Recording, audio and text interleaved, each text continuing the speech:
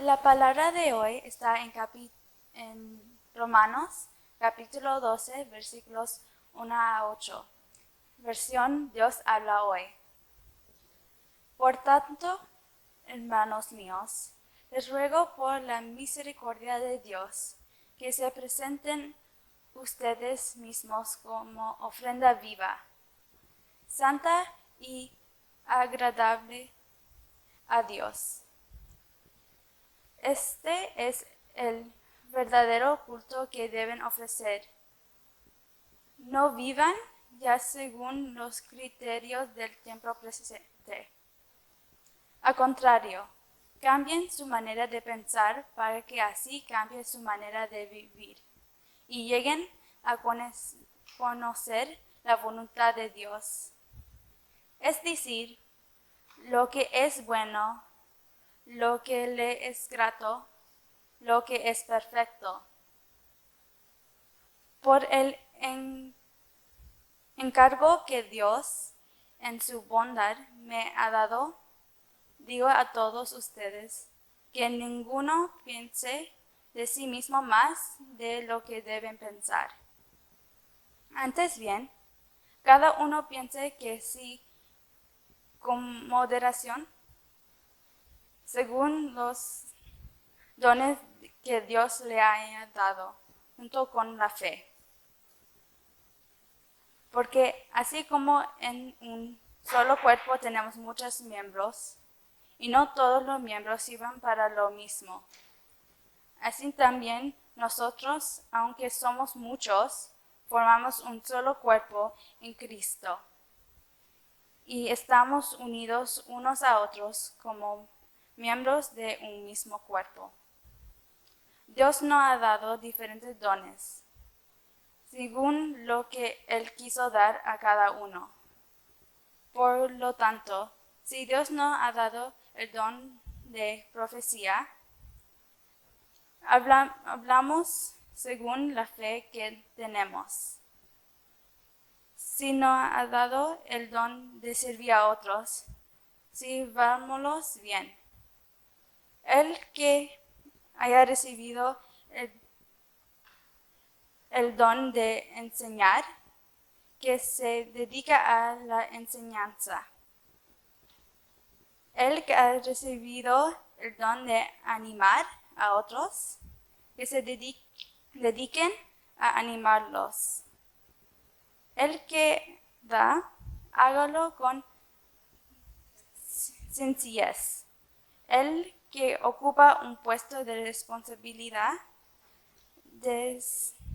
desempeñe su cargo con todo cuidado. El que ayuda a los necesitados, hágalo con alegría. Amén.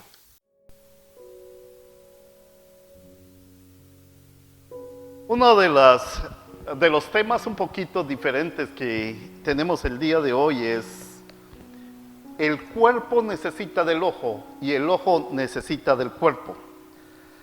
Una de las cosas importantes que me ha tocado esta semana de interpretar o de poder discernir es que tanto en mi hogar como fuera de mi hogar, todos estamos desarrollando diferentes roles y propósitos para los cuales Dios nos estableció. Ninguno es mayor que otro, simplemente estamos creados para desarrollar funciones que vayan a ser efectivos tanto para la creación como para el ministerio que estamos desarrollando. Vamos a orar. Señor, fuente de toda sabiduría y comprensión, en medio de todas nuestras distracciones, todavía nuestros corazones y mentes piensan en ti. En medio de voces competidoras, escuchamos tu palabra para nuestros tiempos. Por el don de tu Espíritu Santo, ayúdanos a discernir tu voluntad y a seguir tu camino. Esto te lo pedimos en el nombre de Jesucristo, tu palabra viviente. Amén. Uno de los libros maravillosos que tiene el Nuevo Testamento es Romanos. esta mañana pensemos un poco en la primera lectura que escuchamos de la carta de Pablo a los romanos y construyamos nuestra vida espiritual un poco más sobre lo que hemos estado hablando y diciendo estas últimas semanas. Voy a meterme ya a lo que es Romanos en el versículo 1 y versículo 2, que dicen así: por tanto, hermanos míos, les ruego, les suplico, por la misericordia de Dios, que se presenten ustedes mismos como ofrenda viva, santa y agradable a Dios. Cuando las hermanas estaban adorando al Señor acá, yo ya había presentado, ya había hecho mi sermón. Me senté y le pedía, bendecía al Señor por cada una de las canciones que ellas estaban, o la alabanza que ellas estaban dirigiendo. Si ustedes cuando en casa pueden ver el video y recordar un poquito este pasaje, véanlo, hermanos. Les ruego por la misericordia de Dios que se presenten ustedes mismos como ofrenda viva, santa y agradable a Dios. Demasiado. Este es el verdadero culto que debemos de ofrecer. Aquí existe un vínculo natural entre teología, Biblia y práctica. Considerando que la teología no es teología a menos que afecte nuestra forma en que vivimos o que afecte nuestra manera de relacionarnos con los demás. Y la Biblia no es Biblia si no la ponemos en práctica, si no la leemos, porque si no será otro libro guardado en su biblioteca. Así que los tres aspectos, sin no ser codependientes, son instrumentos pasivos que pueden solamente servir de adorno. En este pasaje, Pablo está relatando el estilo de vida que estamos llamados a vivir, al culto de la adoración sacrificial que había estado en el corazón de la práctica del pueblo judío durante siglos. No como el pueblo judío había ofrecido sacrificios a Dios a través de los años, porque ahora el sacrificio que debemos ofrecer no es de animales, sino somos nosotros mismos, sin que nos presentemos a nosotros mismos. No existe sacrificio agradable a Dios. Pablo dice que es nuestro cuerpo. Otra vez, es lo que debemos de ofrecer como sacrificio. No nuestros cuerpos físicos como tales, que está representado por la palabra griega sarx, sino en otro sentido, porque Pablo utiliza la palabra sómaca, que tiene más que ver con lo que somos en las relaciones con la sociedad y el mundo en general. La disciplina espiritual que debemos ofrecer como sacrificio a Dios se trabaja en la forma en que nos relacionamos con los demás y con el mundo en general. Lo que me permite agregar que la alabanza, la adoración que Dios espera y esperaba en el Antiguo Testamento era el de ser glorificado exclusivamente, pero teniendo cuidado de la viuda, el pobre, el huérfano y el extranjero. Relacionarnos con otras personas y el mundo de una manera agradable a Dios es nuestra adoración espiritual. O como dice Pablo, nuestra religión razonable.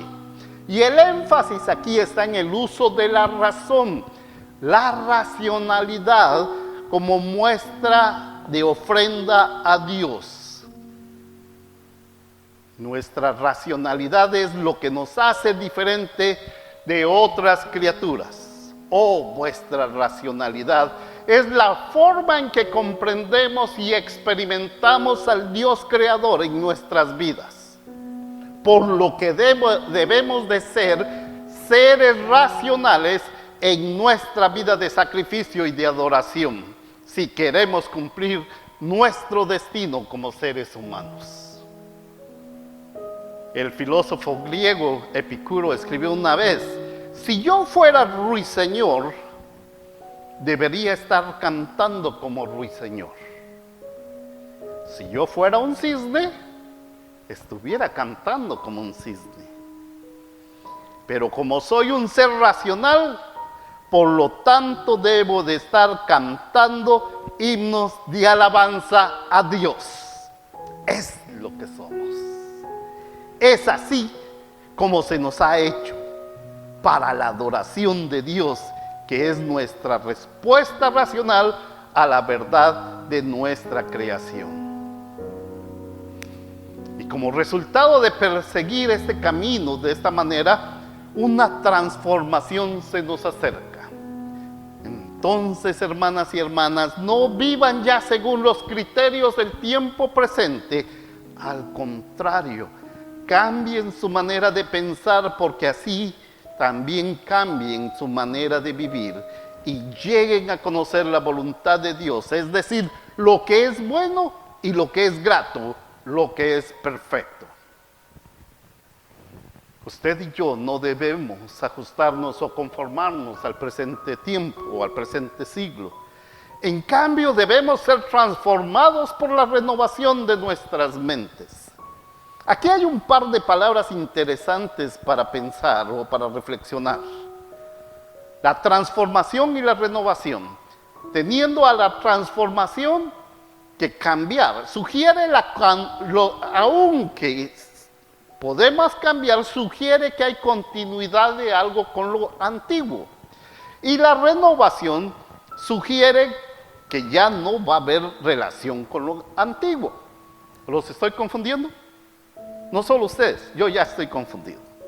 A medida que nos transforma la renovación de nuestras mentes, no dejamos atrás lo que siempre hemos sido.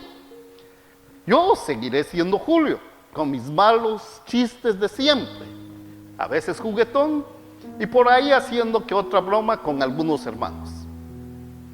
Pero a medida de que yo he desarrollado en el ministerio, mis actitudes han ido cambiando. Mi carácter se ha reformado y se renueva, y lo viejo de mí ahora se convierte nuevo.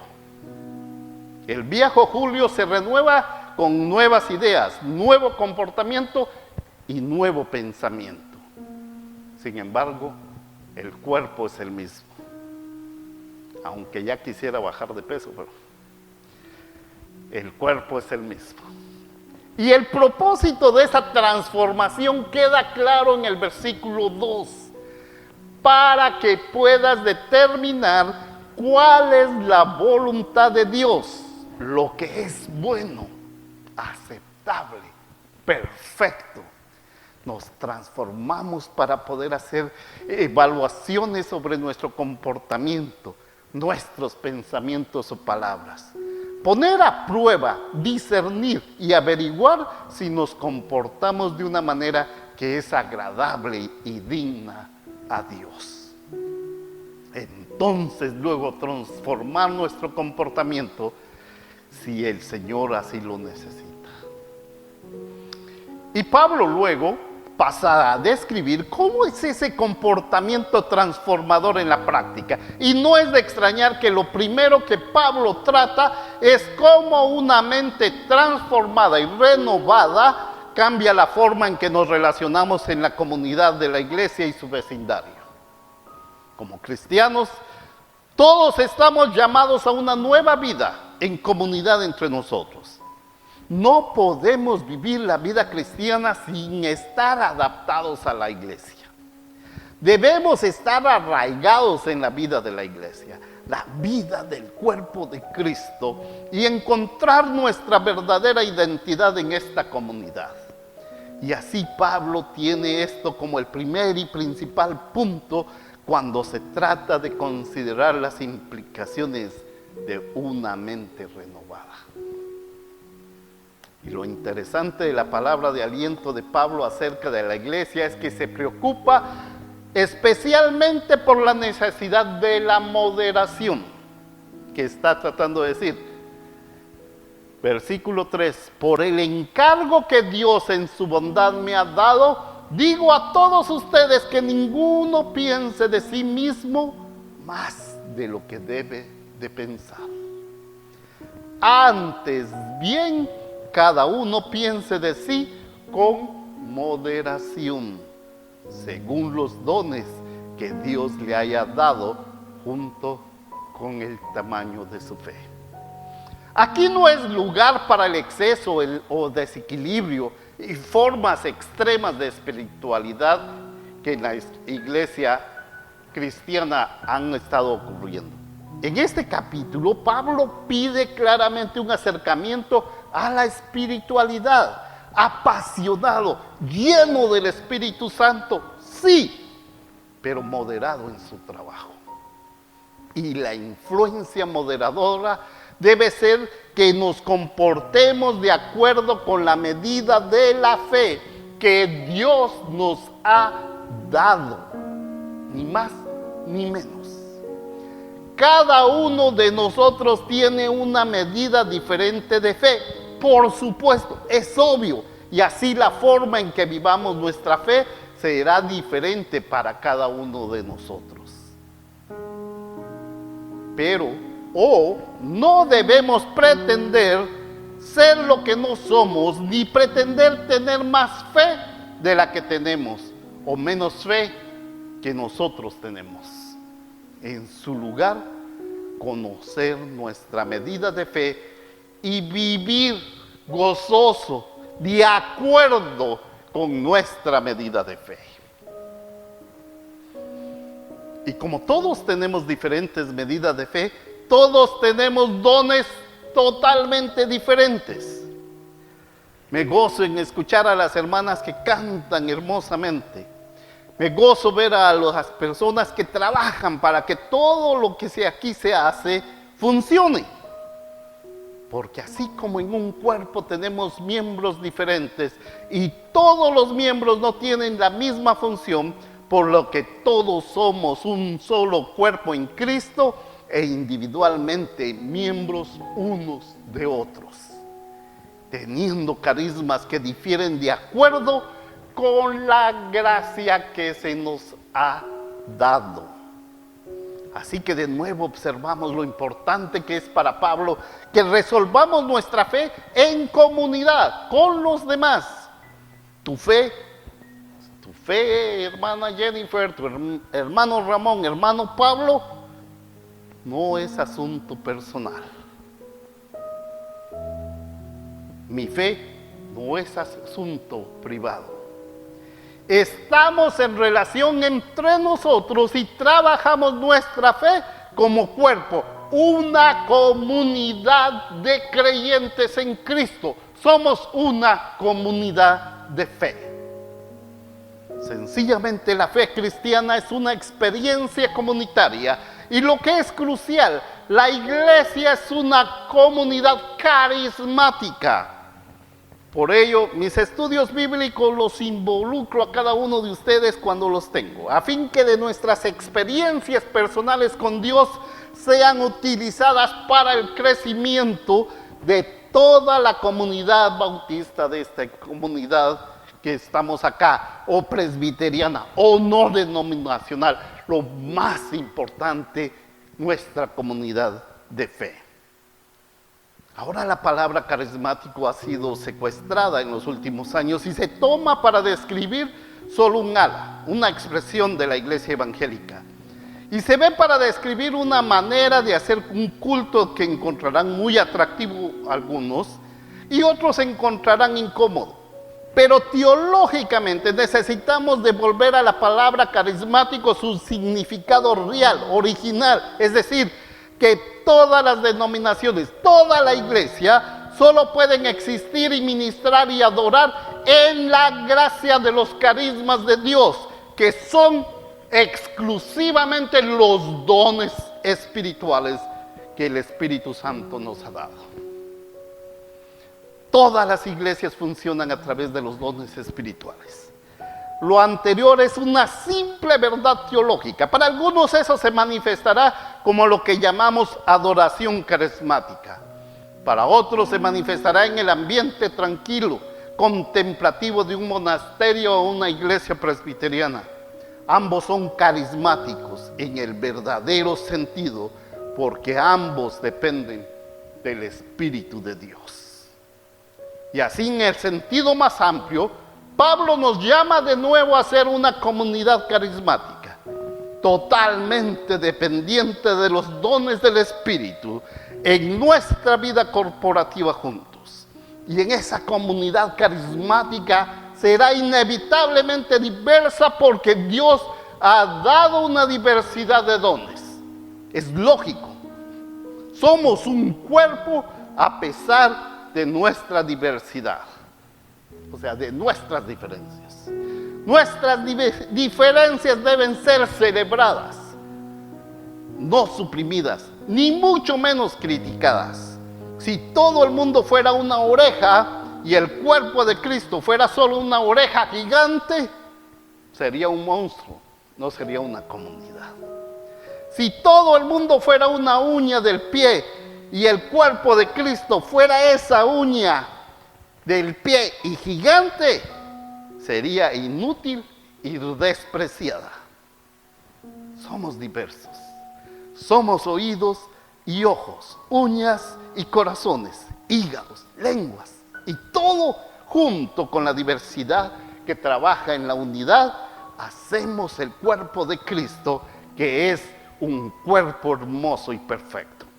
Así que celebremos entonces nuestras diferencias y damos gracias a Dios, porque somos con diferentes ministerios. Y luego Pablo continúa en el versículo 6 al 8 para describir algunas de las funciones del cuerpo. Entiendo que la profecía es hablar de la palabra de Dios en una situación, y por lo tanto no hay nada sin profecía. Si no hay profetas, la iglesia no puede funcionar, porque la iglesia no puede escuchar la palabra de Dios en su contexto. Sin embargo, tenemos que ser un poco cuidadosos aquí, porque aquí hay dos palabras griegas para la profecía que llevan significados muy diferentes. Una es la palabra mantis, que es un tipo de comportamiento profético que es espontáneo. Cuando se da una revelación de Dios a una persona y esa persona la dice inmediatamente. Aquí Pablo no la está utilizando. Aquí, en este capítulo, no es lo que Pablo está utilizando. En su lugar utiliza la palabra profetas, que tiene un comportamiento más ordenado adjunto a ella, un enfoque más considerado, mediante el cual el profeta actúa como portavoz de Dios en la comunidad, en el sentido de que un sacerdote habría hablado por Dios en el templo. Es el tipo de profecía la que está a la cabeza de la lista para que la iglesia pueda escuchar la palabra de Dios a toda su congregación y luego vivirla en su vida diaria. A continuación, Pablo menciona servir. Y esta palabra tiene una amplia gama de significados, pero es probable que Pablo lo quiso decir aquí como un enfoque adecuado, satisfacer las necesidades de las personas a medida que surgen en la comunidad. Esta es una vida de servicio, por así decirlo. El año pasado murió un hermano en Italia, él era de Guatemala. Déjenme decirle que no había o no he conocido una persona más servicial a su comunidad de fe y a su comunidad en general. Él era diácono. Cuando había actividades tanto normales como especiales, él se iba a ofrecer con las personas que iban a dirigir el evento. Y lo primero que decía: hermanos, no se preocupe por flores del templo, no se preocupe por la limpieza, no se preocupe por la comida, no se preocupe por los adornos, no se preocupe por nada, yo lo voy a dirigir. Aparte de eso, el servicio que él ofrecía con sus propios ingresos a la comunidad anciana, él iba a los asilos cada fin de mes y les llevaba un café, unas donas, algo a los que vivían en un asilo. Además estaba ocupado en diferentes actividades espirituales. Él tenía la vida de servicio que Pablo definió.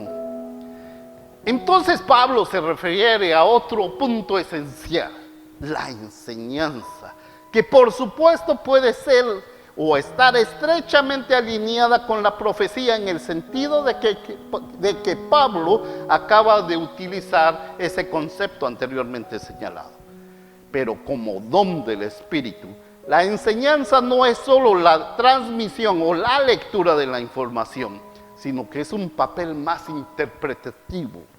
El maestro adquiere el conocimiento, luego lo estudia, conoce ese conocimiento y luego piensa cómo debe trasladar ese conocimiento en beneficio de aquellos a quienes está enseñando. No es tan simple. Alabo la vida de Dios por las personas que se dirigen a Él. Luego viene el don de animación, que es un hermoso regalo para tener como la iglesia de hoy, como nuestras iglesias a nuestro alrededor necesita de personas animadoras. No hay nada más cansado para los líderes, nada más destructivo de la comunidad cristiana que aquellas personas que lo ven como trabajo. El pastor aquel que ve que tiene que predicar como un trabajo, porque empieza a quejarse, a gemir, a socavar y a sentirse mal en frente de los demás. ¿Cuánto entonces es más hermoso ser un animador? ¿Cuánto más como Cristo para alentar y apoyar? Incluso si implica crítica constructiva y castigo ocasionalmente. ¿Cómo necesitamos de personas positivas en medio de la tempestad? Luego vienen los que comparten con sincera preocupación. Y hay algo del espíritu de generosidad aquí, ya que estas personas comparten voluntariamente de sus propias posesiones y bienes para el bienestar de los demás.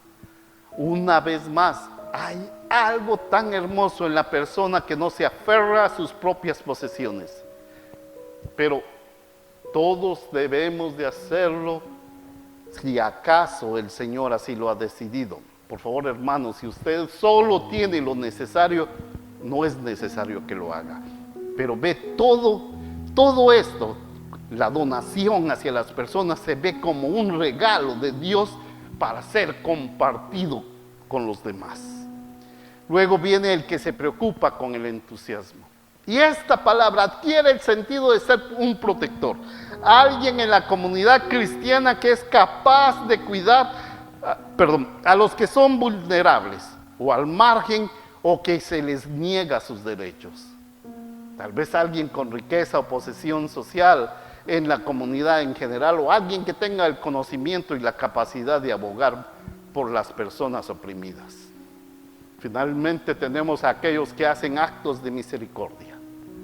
Tal vez Pablo tenga en mente aquí a personas que trabajan activamente en favor de los pobres y necesitados. Esta lista no está completa, de ninguna manera. Pero hay muchos ministerios hermosos que aquí he descrito. Hablar la palabra de Dios en la comunidad eclesiástica, o sea, en la iglesia. Satisfacer las necesidades de las personas a medida que surgen. Enseñar a interpretar la palabra de Dios a los demás.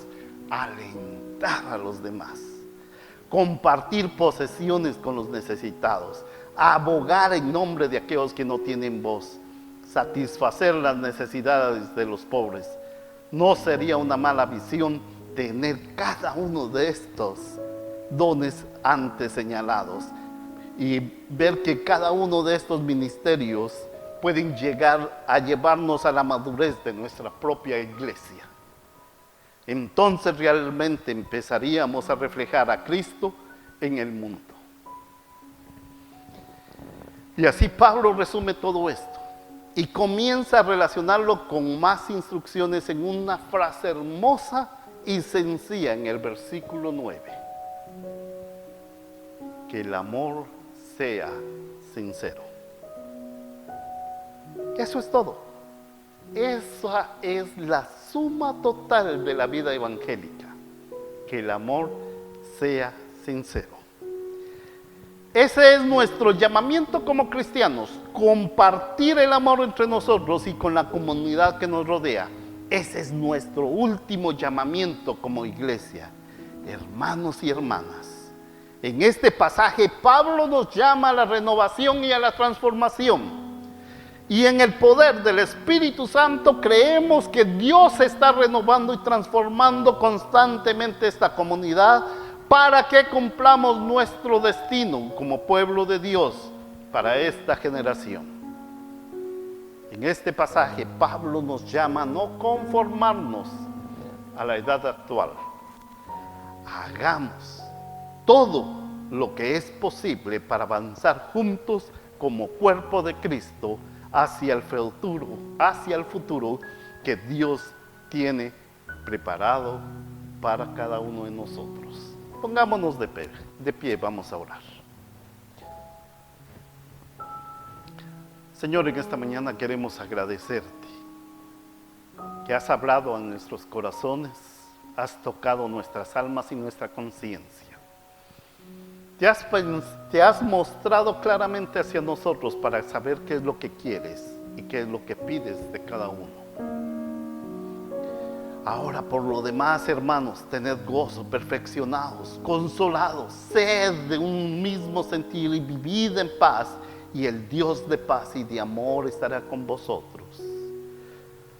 La gracia del Señor Jesucristo, el amor de Dios y la comunión del Espíritu Santo sean con cada uno de ustedes. Amén.